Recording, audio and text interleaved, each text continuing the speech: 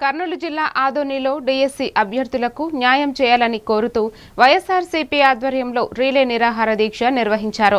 మాజీ ఎమ్మెల్యే సాయి ప్రసాద్ రెడ్డి పాల్గొని మాట్లాడుతూ కూటమి ప్రభుత్వంలో డీఎస్సీ అభ్యర్థులను మోసం చేసిందని ఆరోపించారు. డీఎస్సీ నియామకాలను పారదర్శకంగా పూర్తి చేసి అర్హులకు ఉద్యోగాలు కల్పించాలని డిమాండ్ చేశారు. కార్యక్రమంలో ఎమ్మెల్సీ డాక్టర్ మధుసూదన్, పార్టీ నాయకులు, కార్యకర్తలు పాల్గొన్నారు. అవకతవకలు జరిగినాయి కాబట్టి దాని మీద జంజీవార్ అనే ఒక కార్యక్రమాన్ని అని చెప్పేసి కోరుకోవడం జరుగుతూ ఉంది.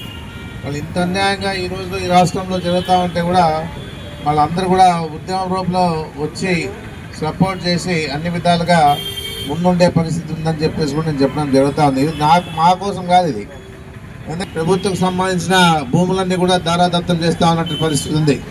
మళ్ళీ ఈ విధంగా అన్యాయం జరుగుతూ ఉంటే ప్రజలు ఇంకా తెలుసో తెలియకో మనకేం అర్థం కాలేదు, కానీ ప్రజల్లో స్పందన లేదని చెప్పేసి కూడా నేను చెప్పడం జరుగుతూ ఉంది. అదే జగన్మోహన్ రెడ్డి గారు ఆశ్చర్యం లేదని చెప్పేసి కూడా నేను చెప్పడం జరుగుతూ ఉంది. ఏదన్నా కూడా నాడు నేడు కింద స్కూల్ అయితేనేమి, నాడు నేడు కింద హాస్పిటల్స్ అయితేనేమి వ్యాపారం చేసేసి వాళ్ళ ఆదాయం చూసుకుంటా ఉన్నారు, కానీ ఏ విధంగా కూడా ప్రజల కోసం ఆలోచించే పరిస్థితిలో ఈ ప్రభుత్వం లేదని చెప్పేసి కూడా మనం చూస్తూ ఉన్నాం.